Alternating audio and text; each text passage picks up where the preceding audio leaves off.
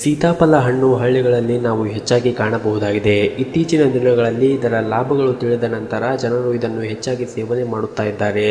ಈ ಹಣ್ಣಿನಿಂದ ಬಾಯಿಗೆ ರುಚಿ ಅಷ್ಟೇ ಅಲ್ಲದೆ ನಿಮ್ಮ ಆರೋಗ್ಯವನ್ನು ಕಾಪಾಡುವಲ್ಲಿ ಪ್ರಮುಖ ಪಾತ್ರವನ್ನು ವಹಿಸುತ್ತದೆ.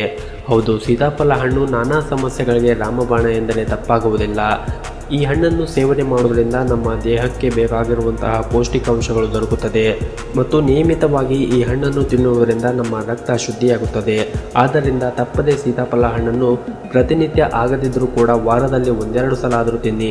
ಇನ್ನು ಊಟ ಆದ ನಂತರ ಸೀತಾಫಲ ಹಣ್ಣನ್ನು ತಿನ್ನುವುದರಿಂದ ಜೀರ್ಣಶಕ್ತಿಯನ್ನು ಹೆಚ್ಚಿಸುತ್ತದೆ. ಇನ್ನು ರಕ್ತದೊತ್ತಡ ಸಮಸ್ಯೆ ಇದ್ದವರು ಸೀತಾಫಲ ಹಣ್ಣನ್ನು ನಿಯಮಿತವಾಗಿ ಸೇವನೆ ಮಾಡುತ್ತಾ ಬಂದರೆ ರಕ್ತದ ಒತ್ತಡ ನಿಯಂತ್ರಣದಲ್ಲಿ ಇರುತ್ತದೆ ಮತ್ತು ಇದರಲ್ಲಿರುವಂತಹ ವಿಟಮಿನ್ ಎ ಅಂಶವು ತ್ವಚೆ ಹಾಗೂ ಕೂದಲವನ್ನು ಆರೋಗ್ಯಕರವಾಗಿರಿಸುತ್ತದೆ.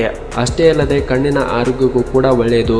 ಇನ್ನು ತಲೆಯಲ್ಲಿ ಹೊಟ್ಟಿನ ಸಮಸ್ಯೆ ಅಥವಾ ಹೇನುಗಳ ಸಮಸ್ಯೆ ಇದ್ದರೆ ಸೀತಾಫಲ ಹಣ್ಣಿನ ಎಲೆಯನ್ನು ಅಥವಾ ತೊಗಟೆಯನ್ನು ಒಣಗಿಸಿ ಅದನ್ನು ಪುಡಿ ಮಾಡಿ ನೀರಿಗೆ ಬೆರೆಸಿ ತಲೆಗೆ ಹಚ್ಚುವುದರಿಂದ ಹೊಟ್ಟಿನ ಸಮಸ್ಯೆ ಮತ್ತು ಹೇನಿನ ಸಮಸ್ಯೆ ದೂರವಾಗುತ್ತದೆ ಮತ್ತು ನಮ್ಮ ದೇಹದಲ್ಲಿರುವಂತಹ ಕೊಲೆಸ್ಟ್ರಾಲ್ ಮಟ್ಟವನ್ನು ನಿಯಂತ್ರಣಕ್ಕೆ ಬರಲು ಸೀತಾಫಲ ಒಳ್ಳೆಯ ಹಣ್ಣು.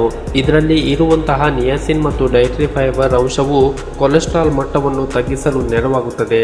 ಇನ್ನು ಹಿಮೋಗ್ಲೋಬಿನ್ ಸಮಸ್ಯೆ ಮಹಿಳೆಯರಿಗೆ ತುಂಬಾ ಕಾಡುತ್ತಾ ಇರುತ್ತದೆ. ಹಿಮೋಗ್ಲೋಬಿನ್ ಕಣಗಳು ರಕ್ತ ಕಮ್ಮಿ ಇದ್ದರೆ ಅನೇಕ ಸಮಸ್ಯೆಗಳನ್ನು ನೀವು ಎದುರಿಸಬೇಕಾಗುತ್ತದೆ. ಹಾಗಾಗಿ ಹಿಮೋಗ್ಲೋಬಿನ್ ಕಣಗಳು ನಿಮಗೆ ಕಡಿಮೆ ಇದ್ದರೆ ನೀವು ಸೀತಾಫಲ ಹಣ್ಣನ್ನು ಸೇವನೆ ಮಾಡುತ್ತಾ ಬಂದರೆ ಹಿಮೋಗ್ಲೋಬಿನ್ ಪ್ರಮಾಣವನ್ನು ನೈಸರ್ಗಿಕವಾಗಿ ಹೆಚ್ಚು ಮಾಡಬಹುದು. ಮತ್ತು ಸೀತಾಫಲ ಹಣ್ಣಿನಲ್ಲಿ ವಿಟಮಿನ್ ಸಿ ಇರುವುದರಿಂದ ನಮ್ಮ ತ್ವಚೆಯ ಕಾಂತಿಯನ್ನು ಹೆಚ್ಚು ಮಾಡುತ್ತದೆ ಮತ್ತು ತ್ವಚೆಯ ಮೇಲೆ ಇರುವಂತಹ ನೆರಿಗೆ ಮೂಡುವುದು ಮತ್ತು ಕಲೆಗಳನ್ನು ಕೂಡ ನಿವಾರಣೆ ಮಾಡುತ್ತದೆ. ಹಾಗೂ ಕ್ಯಾನ್ಸರ್ ಕಾರಕ ಫ್ರೀ ರ್ಯಾಡಿಕಲ್ ಎಂಬ ಕಣಗಳ ವಿರುದ್ಧ ಹೋರಾಡುವ ಮೂಲಕ ಆರೋಗ್ಯಕರ ಮತ್ತು ಕಾಂತಿಯುತ ಹಾಗೂ ಕಲೆಯಿಲ್ಲದ ತ್ವಚೆಯನ್ನು ಪಡೆಯಲು ಇದು ನೆರವಾಗುತ್ತದೆ. ಮತ್ತು ಈ ಸೀತಾಫಲ ಹಣ್ಣನ್ನು ತಿನ್ನುವುದರಿಂದ ನಮ್ಮ ಹೃದಯದ ಆರೋಗ್ಯವನ್ನು ಕಾಪಾಡಲು ಬಹಳ ಉಪಯುಕ್ತವಾಗಿದೆ.